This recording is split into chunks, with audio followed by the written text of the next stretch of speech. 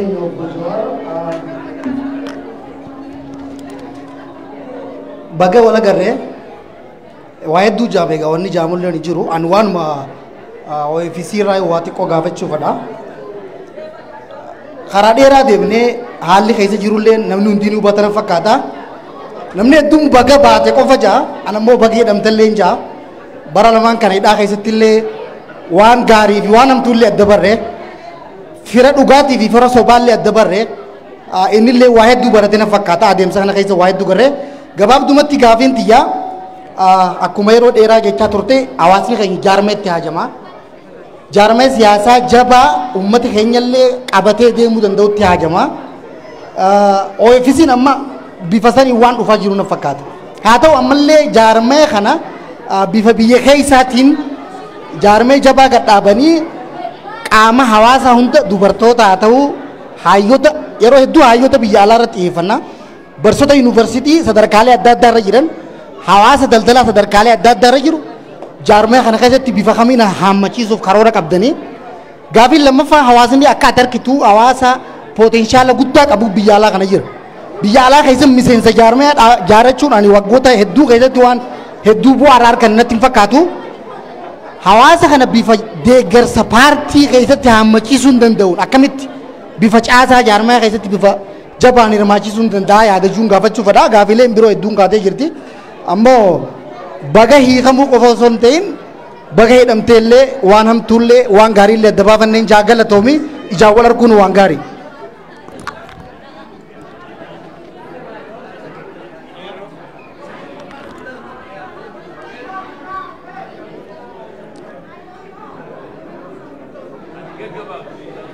Abshir.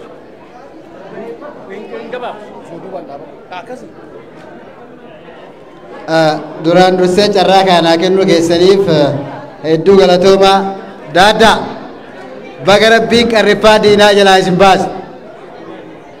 Oromoo Kalgaarii akkuma kaleessa waliin baanee agartee paarsanii onnaa 40 keessa wajjin dhaabataa turre hedduu galatoomaa jechuu barbaada. Ayyee. Gaafiin kiyya jalqabaa impaayera Itoophiyaa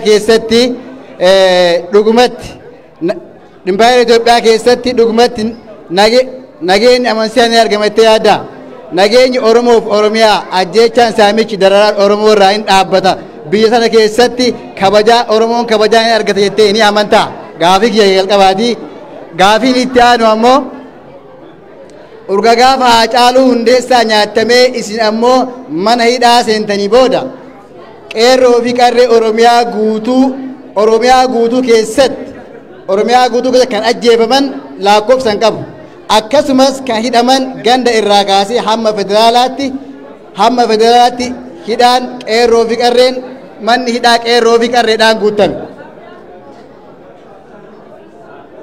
Wantoota qeerroo fi qarree biyya keessa hidhaa jiran saniif kaagammaa furmaata argataniif isin gama keessanii mee furmaata wanni isin keettan maali? Gaafii kiyya isinirraa gabaabsaa Kalgaarii yeroo dhumaa dhuftee baay'ee dadhabdeertaa gaafii baay'ee qabaa garuu amma tobalaan hin gabaabsa galatooma. Galatooma fayyadanii dhaga'ama.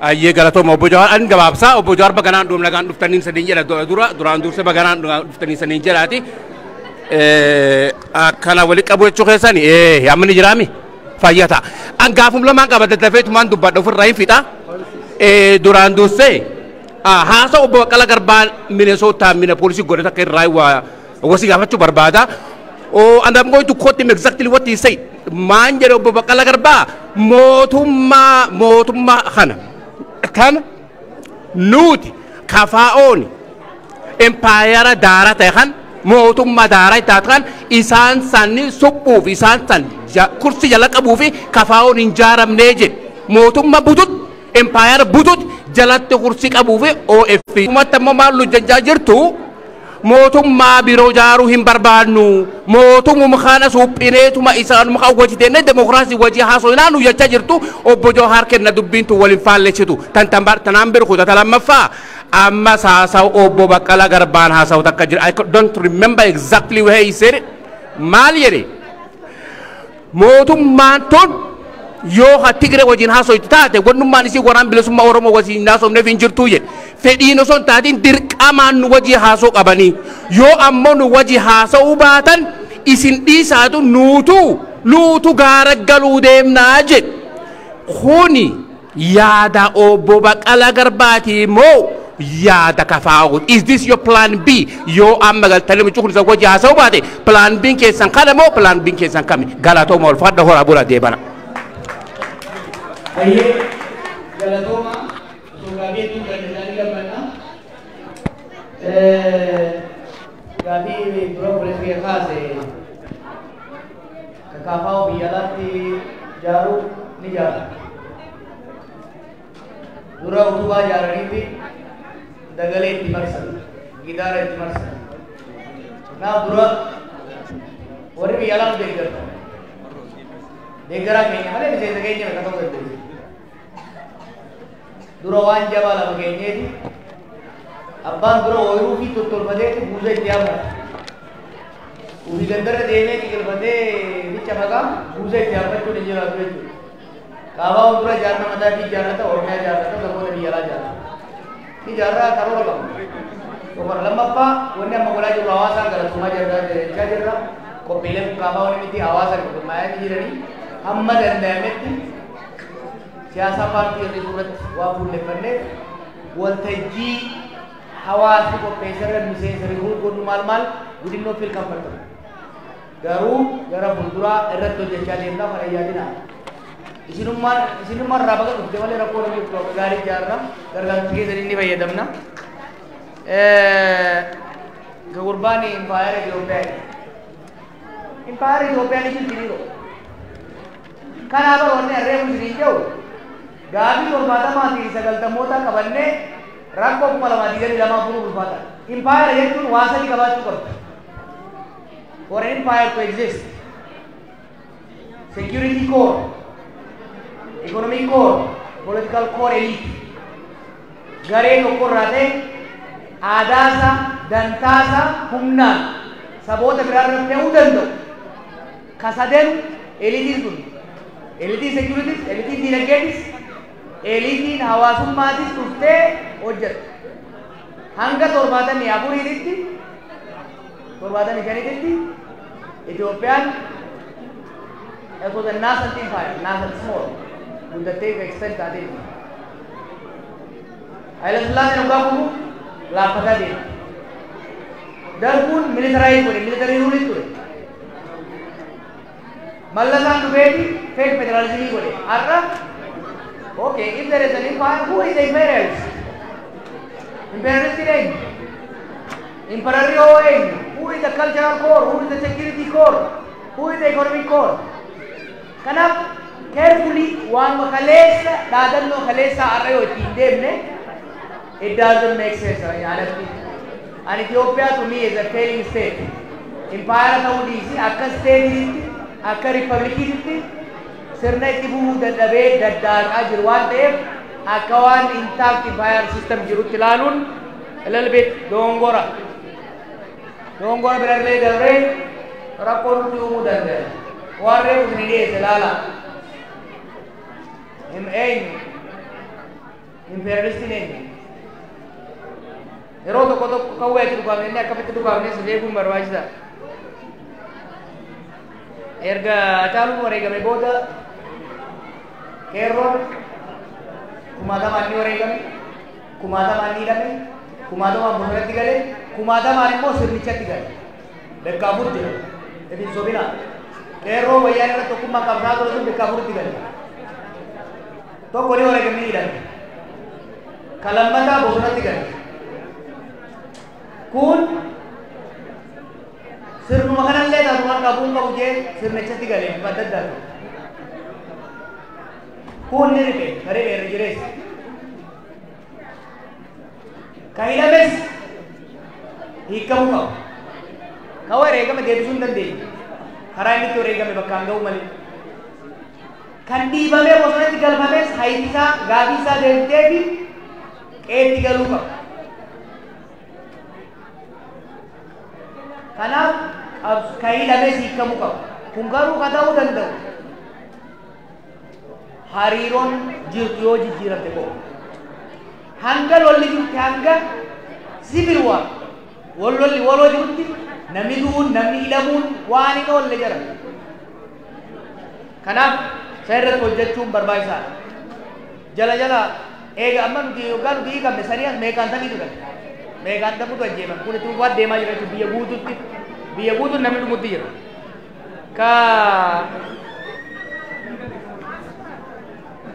gaafa mootummaa jalatti kursii qabutti hin jiru kursii qabuus hin barbaadu mootummaa ta'uu barbaada mootummaa jalatti dhugaan akkan kaafaawwan makameetti kursii jala qabu ture raddaatiin ta'uu ture hanga kaafaawwan makameetti gaafa kaafaawwatti makame lakkii jara kana kursii irraa kaasee bakka isaanii taa'uu qaba jeetii pooletikal paartii seenee waa biraatiin mootummaa fi biyya garuu adda baasaa laala mootummaan jijjiiramuu qaba takka amala lafaa sirreeffachuu qaba takka bakkaa ka'uu qaba warri aangoorra jiru biyyi garuu itti fufuu qaba gaafaan waggaa 25 har'aas Profeesar Maraaraan waggaa eegalu gaafa oggee tureesi mootummaan sirni mootummaa Itoophiyaa dassee itti fufuu qabdi sirna federaalawaa saba Solomoon itti bulchan ta'uu qabdi Oromoon qe'ee irratti hin bulchu Walaayitaan qe'ee irratti hin bulchu Itoophiyaa waliin bulchuu qabaa jedhama karaa sirriitti Oromoon fayyada jennee taphanna Itoophiyaa haaromsuudhaan hariiroo saboota jidduu jirtu haaromsuudhaan bifa haaraan jaaruudhaan Oromoo Federalist Congress paartii Oromooti dantaa Oromoo Oromiyaa keessattis Itoophiyaa keessattis sabaaf sablammoota kaan wajjin kabajchiisuu qabaa jeeti amana Baqqalaa Garbaas kanuma jedhu sirna abbaa irree ofirra bulchuun barbaadu inumaatu paartii cimaa jaarraa 21ffaa Oromoo fi saba naannoo saniitiifis akka reefu jennetti dimokiraatik pluralizim bifa ta'e sirna federaalawaa dhugaa dimokiraatawaa ta'e dhugaa jaaruun itti deemaa jiru kana garuu afaaniin miti dhagaya amala ta'e Oromoo keessa wanni ta'e dhaadannoo haadii gamtu haa jaaramtu waan diiguu dandeenya haadii gamtu jechaa oola namni akkasii miti humna jaarrachuu dha barbaachisu paartii jaarrachuu dha qabu mootummaa meeqa kubbinne sanii as nuti mootummaa ta'uu barbaadu mootummaa garuu hawwiidhaan ta'uu barbaadu kadhaadhaan ta'uu barbaadu humna Oromoodha humna sabaaf sablammoota biyya sanii jaarmaya cimaa hoggansa ititaa imaammata ifaa tarsiimoo beekumsaan masakan baafannee jaaruu barbaannaa jechuudha kana ifatti ilaalanii ittiin deemuun barbaachisaadha waliigalatti Oromoo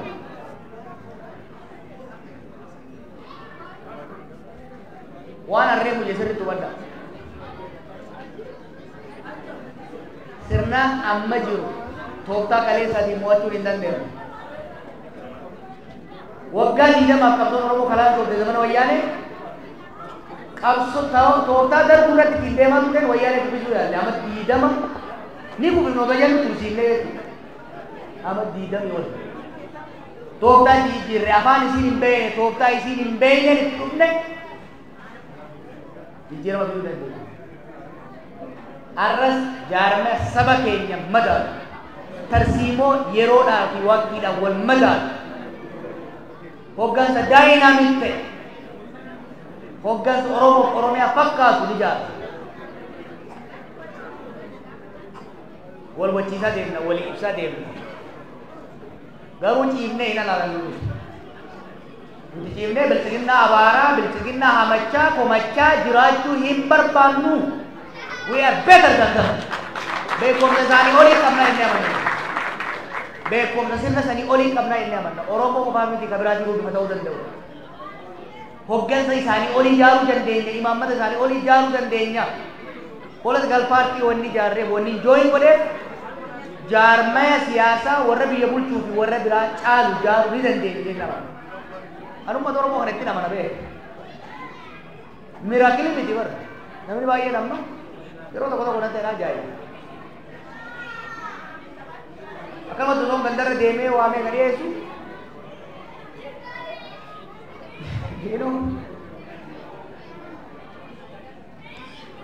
Sirni duraa san kubuudhaaf baatiin jaa waggaa hamtu namoota walitti qabee qophaa'e hogganan jedhu namichi fayyaa qabu maal qaba enaan jechuudha. I know what we're doing. Isin mana mana. I'm very confident. Waan hojjannu irratti ofitti samanaan qaba amantaan qaba ummata na duuba jirtu illee amantaan qaba. Waan hojjannu ni beeyna. Waan hojjannu beeynanu qabsoo laamsootte bikkaa kaafne galmaan geenyu yeroo irraa. Ammallee taanaan qabsoo tokkoffaa maxxantummaa alagaa jalanii baafne qabsoo takka baafnee jirras. Ofirratti hirkattummaa na kenna. Jallaa keenya ni diriirsina akka didee jallatti kararraa baay'ise. Jaarmee Oromiyaadhaan madabu kaaqaa dhugaa saboota sanii eegu ni jaara. Dantaa Oromootii fi Itoophiyaatii fi gaafa Afrikaatii fi addunyaa wal simsiisnee oofna. Waan hin dandeenye waan dalaguutti hin jirre jecha arraba dheerannee diina Oromootti filaa hin oolu. Garaa jala waan hojjennu hojjechaa dubbii teenya immoo gabaa waan gabaa bittu. Oromoon gabaa dinnicha bittutti raafuu fuutee dooraa ooluu qabdu. Kanaaf barsiimoo ittiin deemuu qabna ni hojjenna. Warri karaa addaa jiru immoo jiraate ni deeggarra. Hamma isin yaaddan olitti wal quba qabna.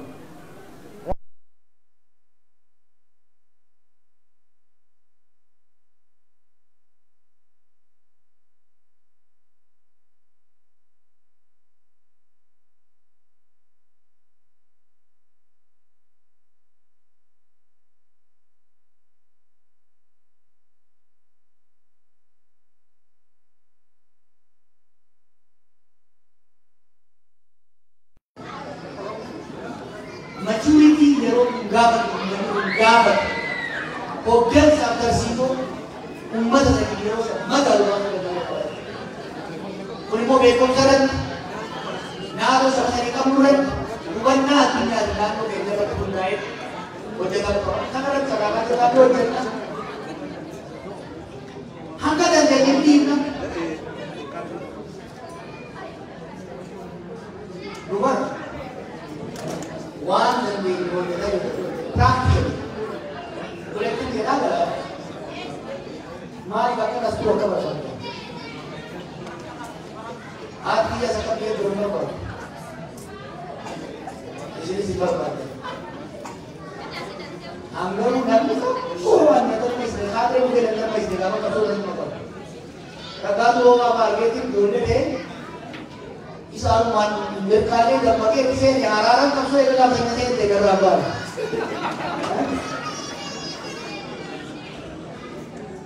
Sila kagari normal tu itu. Bukan si Oromo. Lalu kata baru sudah bersih itu.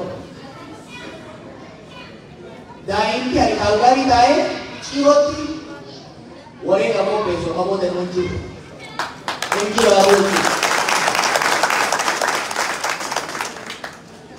Karena ini tahu mat karena jauh nanti dua demi ini agak sisa jalan di mana? Untuk kerasa nih, kores mana dia mana manja tu atau mana juga?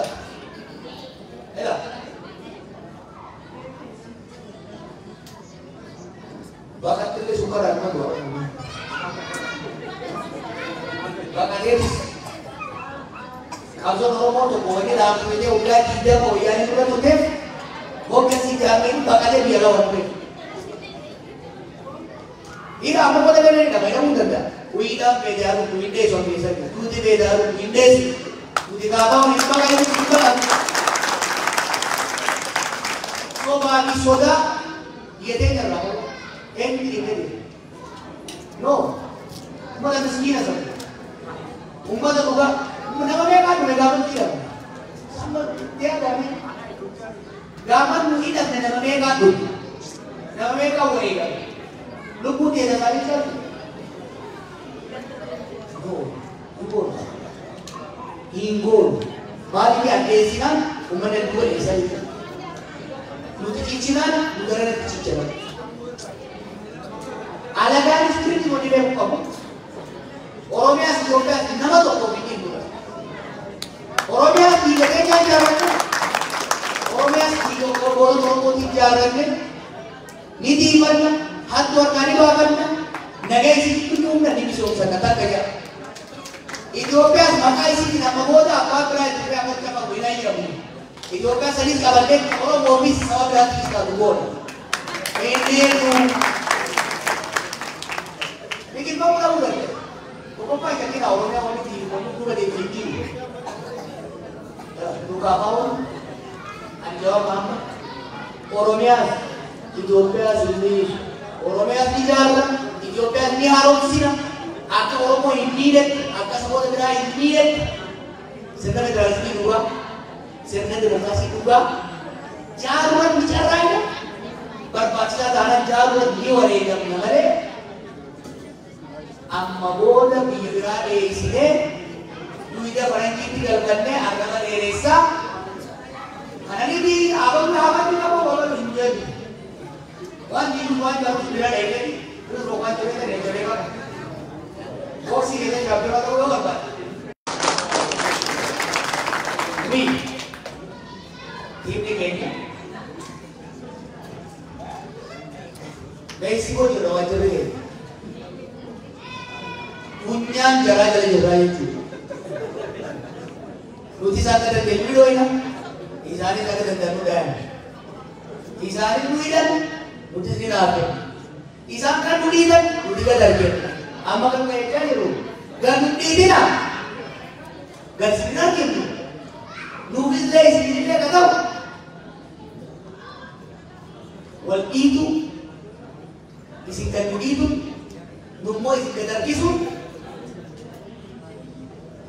isinis siree dhabuusiisuutti jiru orma adda addaa isinitti kaasuu jira siree keessan qofa osoo hin ta'in lachummaan Oromiyaatiin biyya sanis gaagama keessa muumeen waan goonu qabnu jeeqanii naa jiru tokko loli dhaabbachuu qabu lama garaagarummaa siyaasaa nama gosaatti galche kana eenyee bareechuu qaba beekumsa ni qabna wanti sodaan jiru marii isaanii new social contract Oromoo jidduuttis Oromoo jidduutti marii gola qabeenya Oromoo saboota biraa jidduuttis new social contract gola qaba saboota araara godhu saboota sirna dimookiraasii jennee darbiitti maayilejiniitti ta'e this is the viable way biyya sanii ta'uu danda'u kana karaa keenya karaa kaa'aa kanan wayyaa hundaafuu saba saboo keessatti karaa biyyaa jennee himna irratti qabsoodha. Karaa kanaa deemna gabaadee deemna Oromoo. Wanni guddoon as danda'amu hawaasa keessatti ibsadha. Jaalala keessatti ibsadha. Xixiqqaa keessatti dhibadhaa barsiifadha. Rabbi gargaarsifannee beekumsaa humnatee ijoollee jennee rakkoo kana keessaa ni baana. Baay'ee waktu ini ada kerja, itu di jalan orang Kalgari, Galatoma, Galuana,